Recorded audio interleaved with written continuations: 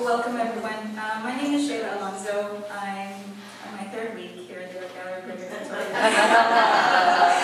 You can't tell. I'm the new educator and public programming person, and I feel very fortunate to be introducing to you our artist for this evening, which is Claxton. Claxton will talk about her installation, which is just around and out there, back there. We can take a look at that after her talk. It's called Indian Candy. It will investigate the buried histories in the Wild West archive, with specific attention paid to Sitting Bull, who shares her Hunkpapa Lakota Sioux ancestry.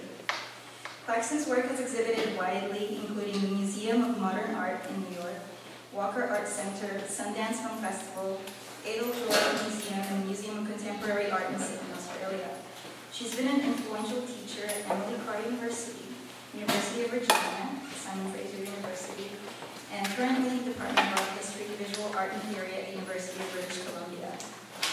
She's received numerous awards, including the prestigious Viva Award and the Edeljoy Fellowship. Her work is in major collections, including the National Gallery of Canada, Canada Council Art Bank, Vancouver Art Gallery, and the Quebec Art Gallery. Please join me in welcoming Claxton.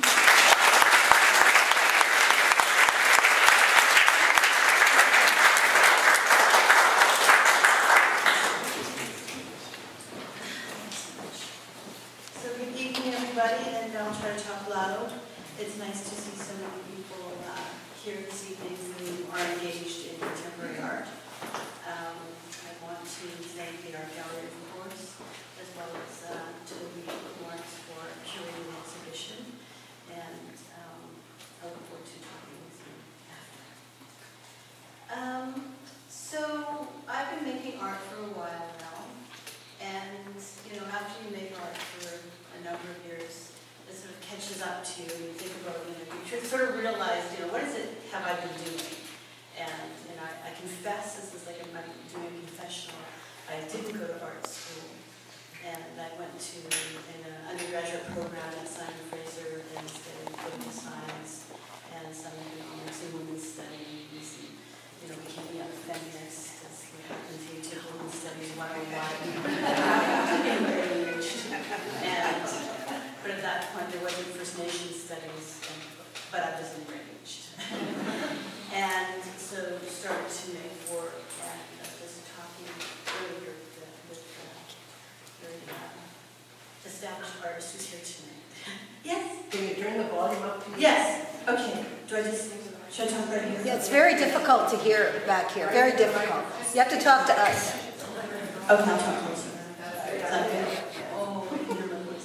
Okay, so, but just thinking about why we make art and how we make art. And growing up in southwest Saskatchewan, and when I was about 5 years old. Are you good back there? Yes, yes. Somebody asked me, what are you going to be when you grow up? And I didn't say cop or fireman, but I said I wanted to be a filmmaker and live in New York. And I was 5 years old. And so when I think about sort of my early influences of wanting to work with moving images, it really was enhanced and inspired by the enormous sky in Saskatchewan. And so my work, although I've been in Vancouver for 30 years, is this constant return to the plains and then also my Lakota heritage. And so that's what all of my work has been about.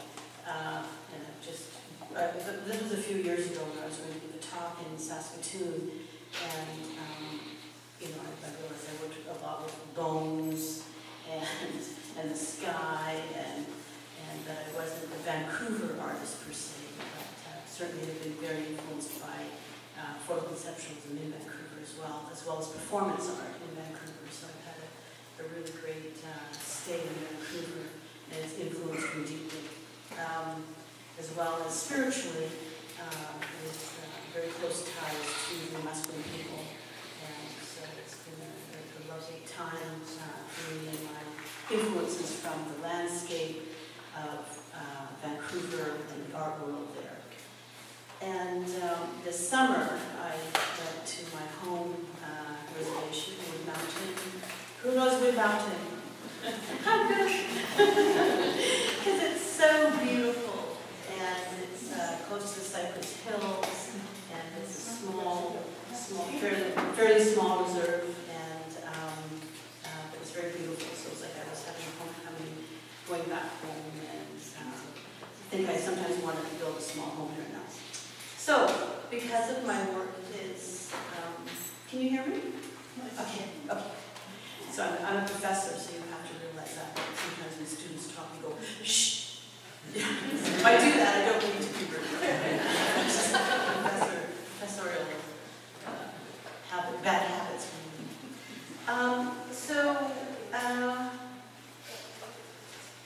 The moving image excites me, and I like working with sound and moving image and color and sort of the whole experience. And so this work here is called Rattle, and I made it, I don't know, maybe about 10 years ago, and it's a 4-channel video installation. I'm working on the filmmakers who also work in video and performance art. And so it's a 4-channel installation, so I learned how to make rattles, and the exhibition that it was made for was called Language of Intercessors, and it was an exhibition that was considering what is Indigenous technologies. And so when I thought about what is an Indigenous technology, I thought of rattles and the incredible capacity and the mana that rattles have. So I learned how to make rattles, and with Brenda Crabtree and Emily Carr, and then made this installation work. And the idea was thinking about the gallery space as a sanctified site, and how art can be so uplifting, and the gallery as a space of sort of a ritualized space. So I went deeper with that, wanting to make a work of art that was embedded in Indigenous sort of ritual ideas and healing sounds of the rattle, as well as peyote songs with Primo and Mike, these peyote singers. And so it mirrors each other, and these rattles go, and it's a long piece. It's about, when it's properly installed, it's about 40 feet by, I think it's 10, so it's really long. And it takes up a lot of space, so sometimes I realize I have to be sort of shifted around for other contexts. And so the side panels are a close-up shot of some beadwork actually that Connie Paul has. She makes beautiful barrettes, and I traded her, and I have about 8 of them, and I actually feel quite wealthy as a result of having 8 of her beaded barrettes. And so you can imagine them blown up. It's like this 10-foot tall barrette. And I wanted to do that to say, this is art, it's not craft. So, there's always something kind of subversive going on in my work. And I hadn't realized that, but apparently I've been kind of radical in my youth. And so, I wanted to show the beauty of this beadwork, that it was, could be within a fine arts context. And Connie Paul actually was found this from Starship up here. So it's this lovely sound, and got it going, and I work a lot with the color blue, often think it's because of the sky in Saskatchewan, and often with the color blue. And so this gives you an idea of these moving sounds. So thinking of photography, these are large sea prints, and they're from a series called the Mustang Suite. And the Mustang, of course, being Indian pony, and this was a commission with the Alternator Gallery in Kelowna. It was part of the, I was a cultural Olympiad during the Olympics, and we got our medals. They were really, our cultural Olympiad medals. And so I was thinking of Black Elk's vision of the horse dance. And the horse dance is still practiced in Cree culture and Sioux culture on the plains, and it's beautiful horses that dance in the 4 directions, and they're dressed in the 4 colors, and it's quite lovely. So if we think about, these difficult, difficult histories, and the criminalization of Indigenous culture, and including my own, and sort of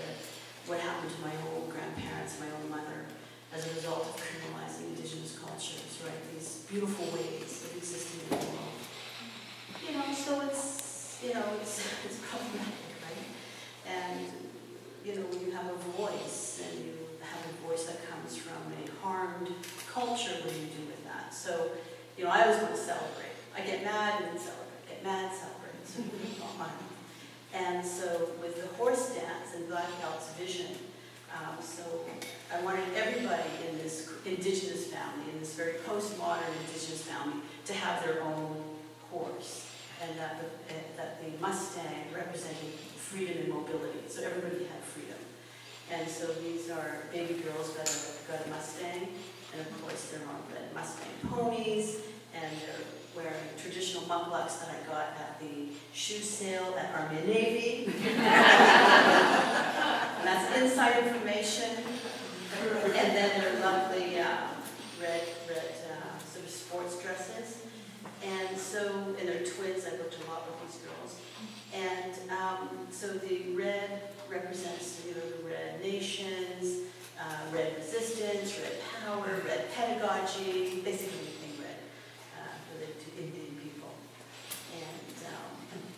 And oops, so here's baby boy's got a Indian pony, and instead of wearing his sort of buckskin pants with the Sioux beaded leggings on the side, he wears his Adidas track pants again. Instead, you know, we have this sort of, you know, there's the historical spade, cliche image of Indian on a pony, and then we have this boy who's, you know, just come out of, you know, downtown or something, right? He's like the idea that he's this sort of hip hop kind of boy. These are very popular in Beat Nation, which was a hip hop exhibition. And how this is relational to the Indian candy is, of course, just, you know, trying to sort of, you know, sort of explode the stereotype, right? Because you look at the stereotype and how it lingers and how it harms. And, you know, I recently read you probably all read it, The Archaeology of Knowledge by Michel Foucault. But, you know, when he talks about the archaeology of knowledge and how we make knowledge and build knowledge, and then what do we do when we have bad knowledge? This, you know, is what it's made me think about a lot. How do we get bad knowledge and the stereotype? Because he really unpacks the stereotype in really amazing ways. The book's made me cry a couple of times because his ideas are so profound. And but just in terms of the harm that knowledge can do. So I'm often thinking about exploding the stereotypes. So that's what this is what the Mustang Suite does. So this is called Family Portrait, Indians on a Blanket. And just thinking about, you know, again, the stereotype of Indians on a blanket. And when I was teaching at Carr, the students were also lovely because every term, you know, you get another batch. You don't know anything about Indigenous experience or history or very much about Canadian history, and, you know, they come riddled with stereotypes, and it's just, you know, we want to unpack them together. One fellow said to me once, he said, "Did we win because we had chairs?" For one, you haven't won, because I'm standing here talking, and no, it had nothing to do with the chair. So, you know, it's, you know, the thing about being an educator is that you want to, the classroom has to be the safest space to talk, right? To talk about, I tell them, here's your chance. If you've never talked to a real live Indian, now's your chance. Ask me anything you want, I don't judge you. And so I can ask the, you know, most innocent, beautiful, pure questions about this difficult history. So I made work about that. And so this is Indians on a Blanket. And so of course her feathers are exaggerated. You know, he's, you know, wearing a suit, but he's still, you know, he's still got his war paint on. He's still a warrior, but he's a businessman. And the warrior businessman, one time when I was in Paris, and all one of those lovely cafes, and I don't know who we were talking to, and the fellow said, "Oh yes, you Native Americans, you remind me of the Saudis in the 80s. I didn't really know what he meant, but he meant something about briefcases full of money is how I was in relationship to casinos. So that's then the beautiful blanket, the Pelton blanket, you know, we give blankets. It's a great honor to receive a blanket. So this is Mama, has a pony girl and sets her free. So she's, you know, she's again thinking of the, you know, the sort of the idea of Indian fringe. So I wanted to make it the longest fringe in the world, and her dance fan that she has. A friend of mine who makes traditional regalia for powwow. It's a real dance fan, and I gave it to a young woman who does sort of faux burlesque. And so the pony girl, you know, when you start doing research, you find out all kinds of things on the internet. And so I found out the pony girl is sort of this submissive kind of role play, and so this artist was kind enough to wear a bit and be this pony girl. And so the idea that history had been shamed and history had become submissive, and so history was trotting off. And she was saying, you know, the faux medicine woman was saying, you're free history, and also I'm free of you history, and you're free of me. You know, let's figure this out somehow. That everybody's free. So I return to that theme over and over, freedom as well. And then this is Daddy's Got a New Ride, and so his Mustang car.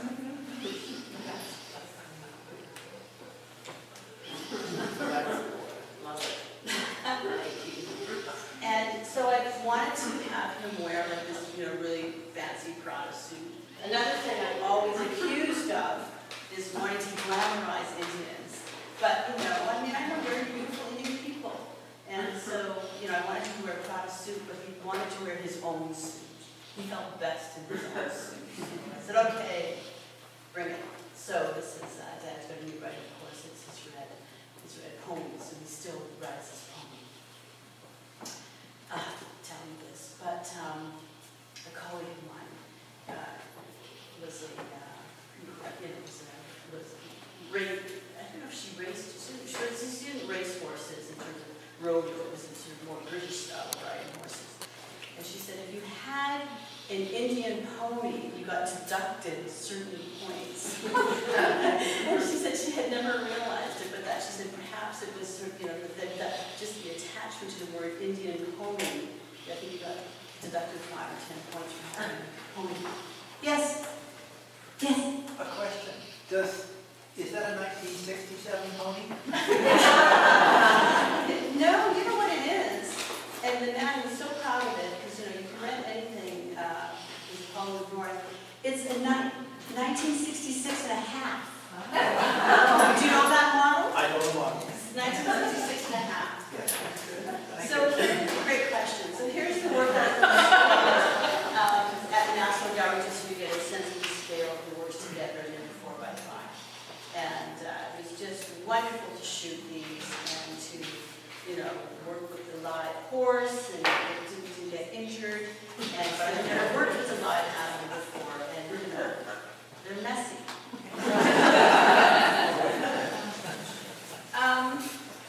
This is He Who Dreams, and it's a production still from a film that's circulating right now, and it's a 55-minute experimental drama.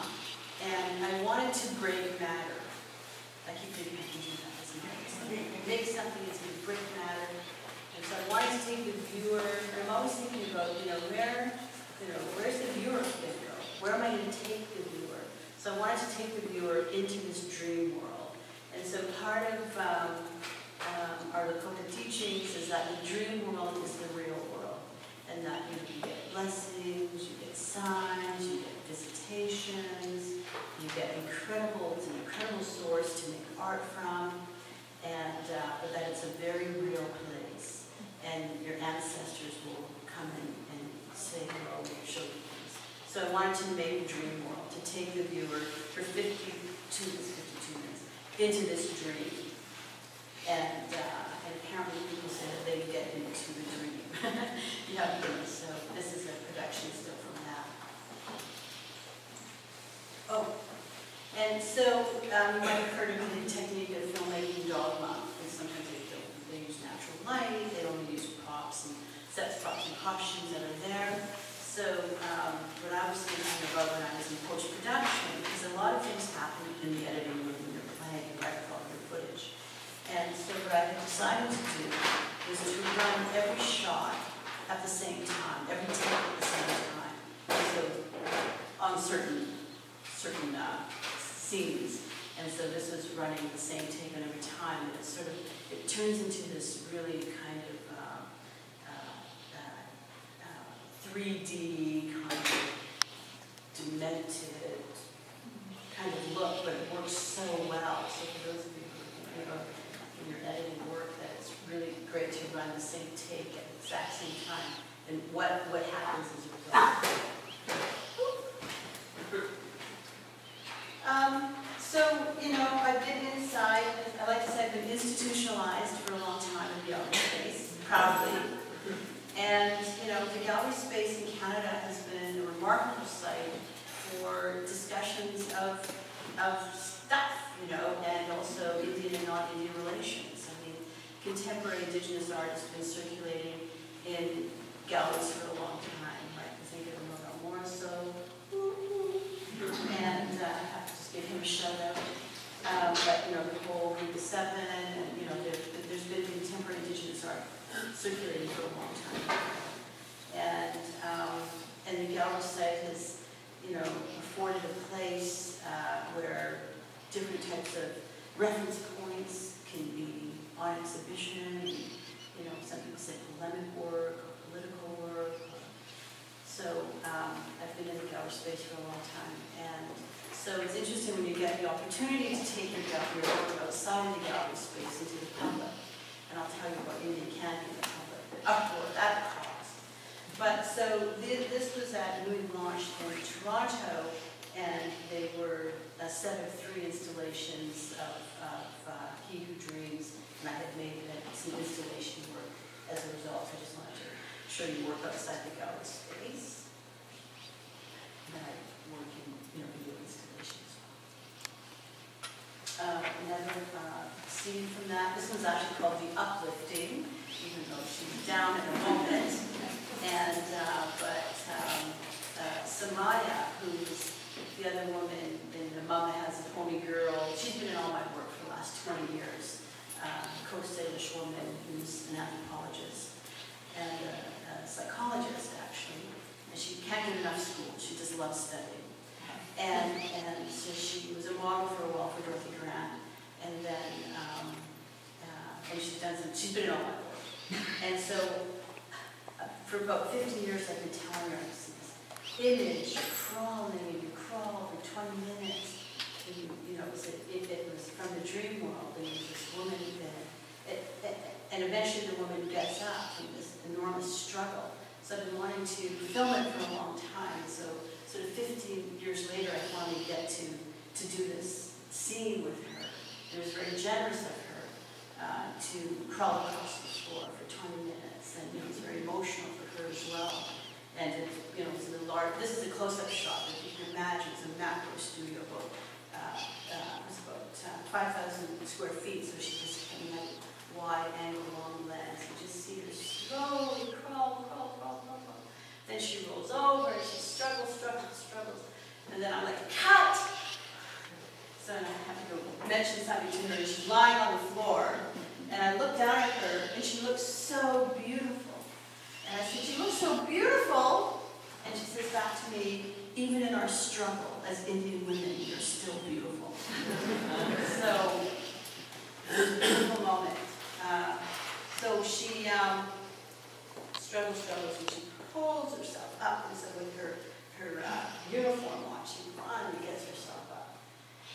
It's a lovely moment. And so this is another scene from it, where he adorns her. So the idea is that I was calling him the lead fellow right now. His name's Cowboy Smith. That's his real name. He's a young Blackfoot filmmaker. He adorns her with jewelry. And I had this other image in terms of thinking about sort of fetish culture and you know, always adorning oneself with Indian jewelry, and that she just, it's ridiculous that she gets this mountain of Indian jewelry on her, and it's led to some other work as well. So he's adorning her with different indigenous jewels. This one is from a performance work called The Elsewhere. And again, thinking about wanting to break matter or wanting to go into the spiritual realm as a sun dancer, wanting to share the beauty of that. And you know, you can sort of share so much and then you can't because it also becomes within the realm of the taboo. And so I wanted to share elements of that. And so it was at the Western Front and during the Live Biennale in Vancouver. And so I did this sort of backwards antler dance and then made a medicine wheel and then danced. You can't really see. Oh, the first image there, you can see the vessel standing. It's a bustle holder, is what it really is. And it's for a men's traditional bustle. When you fold them up like this, then you can stick it inside while you're storing it. So, but I danced it instead and had put these shells here in it. Oh. So these shells, these were all abalone shells. And so having those inside the vessel, the sound was so beautiful. And so often what I've been doing with sound in my performance art is, of course, wanting to recreate the idea of the sound of Mother Earth. And, you know, you get into all different spaces when you do that. And then, so made the medicine wheel inside, and then danced the vessel with the sounds of the shells. And then, at the very end, the shells are in here, but at the very bottom were the lovely turquoise stones. And then so after the dance, and then you come into the middle of the circle, and drop, and the shells all fall out. Then at the end, you get this lovely spray of the colored turquoise of all the stones, and then add as we say in Korea, wopila, giving of thanks, and to then inviting people to come up and take something with them from the performance. So the piece rattle that I showed at the beginning of this work, they're relational. Everything's relational because they're all part of different Lakota world reviews that I take a piece of it and then try to make contemporary art with it, where I'm not going to get in trouble with costumes. And, or one of my older aunties. And I've done it successfully, but very conscientiously. And so I'm going to have an exhibition, and I'm very grateful for this, is that the Museum of Modern Art is having an exhibition of plains art in March. And so it's from sort of, I think it's from, what do you call this thing? And that thing that was found in my sister's backyard? Arrowheads. So it starts with arrowheads, and it goes through pipes and rattles and horseshoes and headdresses. And then they come into contemporary work, and then it ends with rattle. And so I'm very excited. And then I'm going to do a new performance there. And so I'm going to think about how recreating part of this work, but shaping it a bit differently. But I don't often get to have exhibitions in a Plains Indian context here on the Northwest Coast, as you can imagine, right? And so I'm excited to be in that context. So that's with some performance work and just that blast of color. And I've done that a few times with fabric. We did a blast of color with fabric and just thinking about the healing capacities of color and that kind of thing. And so this is very new work, and it's not even made. It's made, it's shot, but it hasn't been produced yet. And the working title of this is called Cultural Belonging. And this is Samaya again. I've worked with her for so long. And so the idea was, you know, just thinking about all of these things that one can bring along with them from, you know, this culture that's part of my life, right? And just all of these things, the material culture, the spiritual culture, the political culture, all of these things. And so this figure has these cultural belongings and this history, and but she's also, you know, sort of still primitive, still in the realm of primitive. And a couple of months ago, I'm always going through something, you know, when it comes to art history, discovering something about art history that either bugs me or I love, right? One of the two. I either love it completely or so the whole, you know, discussion on the primitive. And I lately decided I am the primitive. And I want to be the primitive, and I'm good with that.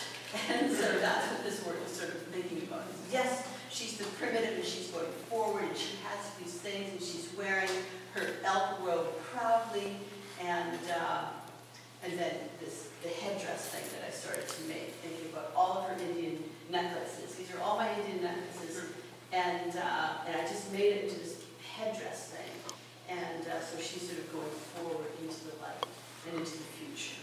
And so this will be, as I like to say, 44 years after the destroyed room. It's going to be a large light box that's 6 by 8 feet. Can she see with that? You can see, yeah, you can see through it. It's interesting, she's kind of blinded by it too. Well, she can see through it, but it could look like she's blind. Yeah. So, but I haven't really shown it enough to have any clear discussions about what it really is. Because, you know, sometimes as artists you make these things, you don't completely know what you've done. You just, you know, it comes from your heart and you make it. Oh, I don't have the other one. What time is it? 7:37. Okay. Because we'll have questions after. Okay. So just in terms of Indian candy, of course, you know, the term Indian candy, which I think they're not using it anymore so much for the dried salmon, right?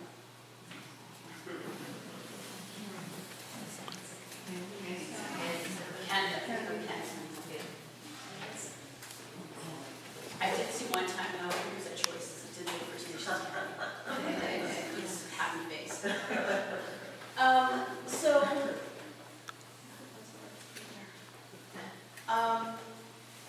So Indian candy was wanting to work with color, was one thing, you know, wanting to work with color and the vibrancy of color and how uplifting color can be.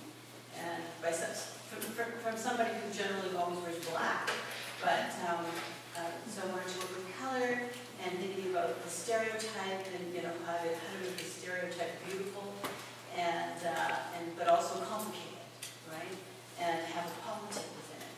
And so it was interesting when these works were on exhibition, the ones in the gallery were at the Windsor Gallery, and somebody came up and said, "Oh, you're not making political work anymore." And I thought that was I don't know what I thought it was, but sometimes I don't even know if I really even made political work, but you know, the word Indian is political to begin with. So, you know, even, it's just, you know, I sort of was born into a politic. And hopefully we all are born into some kind of politic, right? Or it's beyond politics, but, so wanting to look at the stereotype, wanting to be playful, wanting to be creative, just play, right? So it was so much fun looking at these archives and also thinking about the archive because, you know, the archive, certain archives can leave certain things out, right? So it's like, you know, so it's also creating new archives or adding to archives or questioning what is the archive, if there is the archive. And these ones with Tonto, this one says, "You speak much but say nothing." And so they started out with doing smaller works in the gallery space, and there's some here. And then Contact in Toronto wanted to make them into these billboards. And so I said, okay, and thought it was going to be just a few in Toronto. And so the curator kept asking me for more and more images, more and more images. And so 4 or 5 months she kept asking, like, how come she can't make up her mind? And so about 3 weeks before they were going to be launched, she sent me the mock-ups, and that was going to be 28 billboards in 8 cities. And so that was something I didn't know, because I didn't read the contract. You sort of see why some of these treaties went awry. You're not reading the papers that you get. So, I'm exposing you so much. So, they look great as billboards, but, then you're outside of the gallery space. And there is a safety net within the gallery space. We like to think that people are coming in, they're sashaying in, they know what art is, they understand I'm not packing the stereotype. Out in the public is a different story. And so they got some people, I've never had people so riled up before.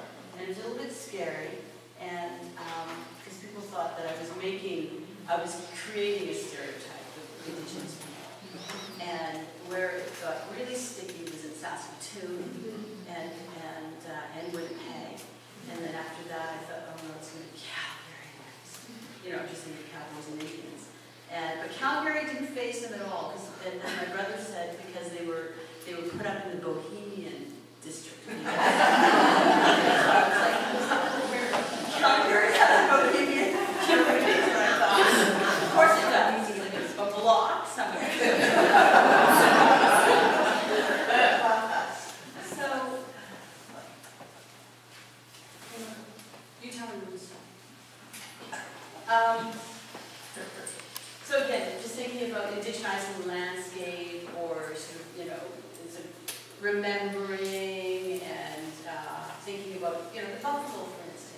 Like for Plains people, the buffalo is considered a relative. And while I was coming over on the ferry, I was thinking about, wow, we're on the island, and I was thinking of, all the different West Coast communities here and their creation stories, right? And thinking of, Botek, he's from, Botek's from the wolf, or, the Chamaths are from the whale, and how we're from the buffalo. And I was thinking, no wonder people wanted to outlaw Indigenous cultural beliefs, because these are things that we believe in, right? These are our truths. And so, it's still, we can't always be in mourning, and I'm grateful for, the mourning ceremonies that we have, because, one can stay in mourning for a long time. And so, especially for Tatanka the buffalo, so I've often brought the buffalo into my practice over and over again, whether it's through performance or video or photography. And, so that's what this work is looking at, these different histories and heroes of Geronimo as well, and marking the landscape. And, you can, circulate in the Indian world and be there, and it's a whole place in itself, right? It's a whole, we think of sometimes, what is sort of this cultural segregation and the whole reservation system of how that kind of segregated people, and then, kind of do not pass, do not go, do not, I think of my own grandmother who had to, get a pass to go back onto the reserve, or people had to get a pass to get, which is sites of control, but also cultural segregation in some ways. And so, it's still kind of messy, as we know. So this work, Love Me, which is my favorite, thank you, Toby. And this was about a lot of things, and it was sort of during the reconciliation and thinking about, can you love Indian people, but also can Indian people love themselves, and how are we loving our children? So this has a lot of entry points. And so when it got into the dust up, and when people were upset about some of these works, a woman got very offended by this one in Saskatoon. Toronto, pray for you. She said, on television, because they didn't want to interview people. And she said, I'm offended because I'm a Christian and I pray. And so I thought, well, I didn't get it. And, oops, sorry.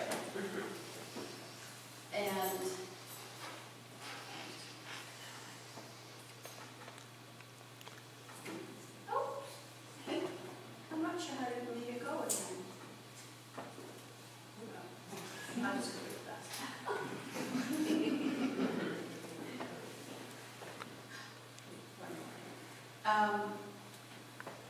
So that's what this work was about. And also just thinking about color and feeling colors of turquoise, and then also working with the little image, the sort of little Indian dolly, right? And every now and again, if I'm doing a talk in other countries or other cities, and you go to the airport, and there's always that little Indian dolly. Sometimes you can't help but think, oh, she's so cute. And buy one, and I usually have it here while I'm talking, just to think about what is this Indian dolly? Really, what does it represent, right? So it's it's problematic as and wanting to address things in different ways through the discussion of art. So I think that art has the enormous capacity to uplift us and make us think outside of our own reference points, and so that's what I've realized that I've been doing. It's just bringing in, and then I think, am I ever going to stop? Like always bringing in, the Lakota worldview or the Lakota experience, it's this new work. I'll tell you about the new work that I'm thinking about making with Cowboy. He's an expert cowboy. His parents' name was Cowboy, and they were Blackfoot ranchers. There's amazing Indian cowboys in Canada, and I have one of my uncle's heartland is an Indian cowboy. So I always wonder, can you be a cowboy Indian? Right? That you can become a Buddhist, if you can become Jewish, if you can become Christian, can you become Indian? And so this new work is that he's an incredible lassoer. And he lassoed, in one of my films, he lassoed the big white bad man in it. And he was very gracious to play that role for me. And so he had so I'm working with those ideas of the lasso and have, as a live performance, having people come up, getting lassoed by the cowboy Indian. Do you love it? And it doesn't hurt either. But it is startling, right? And so that's kind of the idea. So I think I'm good. Is there one more slide?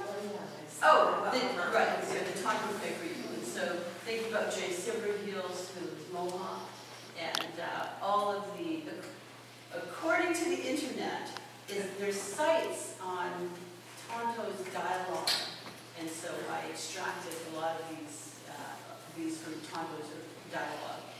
And then when you start reading it, you think, oh yeah, that's Indian, yeah, that's like you. There was these indigenous imperatives of this stereotypical fellow, but there were, it was really quite subversive, I think, the character of Tonto, because there was indigenous imperatives of generosity and wisdom and fortitude and courage were embedded in some of Tonto's words. So those were wonderful.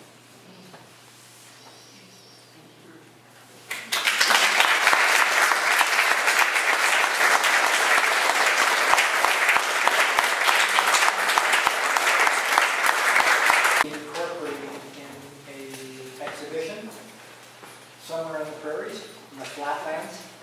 Us West Coasters call it that. Well, actually, the show at the Metropolitan Museum of Art in New York, it's an exhibition that I'm in. They have a selection of arrowheads that are part of their exhibition. But last week, my sister was digging in her yard because there's something going on with the septic tank or something. And she lives in New Westminster, and she unearthed a 4.5-foot, or 4.5 inch, beautiful, completely intact arrowhead.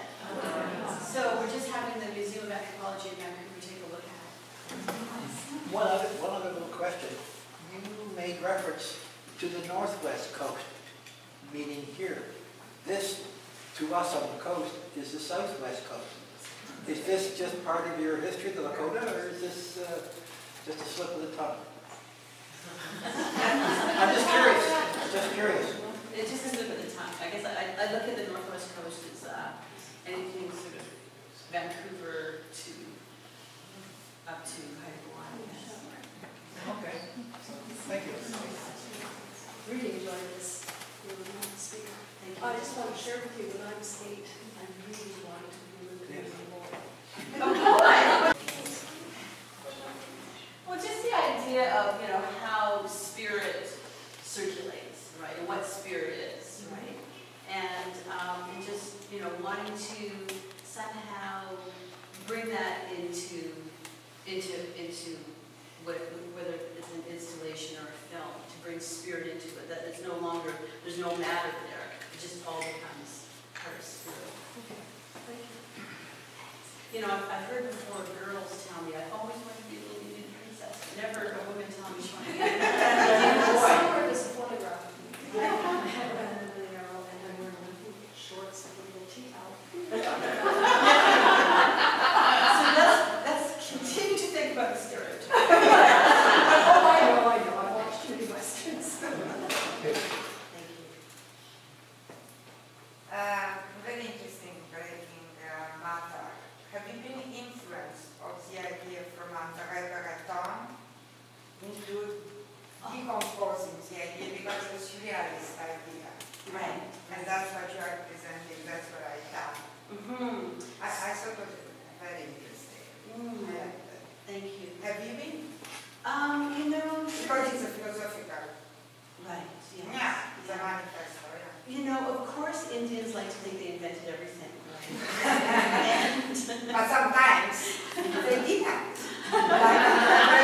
Well, in fact, there's been some great scholarly research that's going on right now about how the surrealists borrowed from the Northwest Coast. Actually, they And- did. And for example, being Yes. probably 80%. His widow apparently is going to give back Yes. the work. But have you been influenced in Of your course. idea? Yes? Yes. I like that. Louis Buñuel. I like that. Louis Buñuel, his films. Exactly. And some of my early films, because black and white 16mm films, is often people say, oh, she's a surrealist.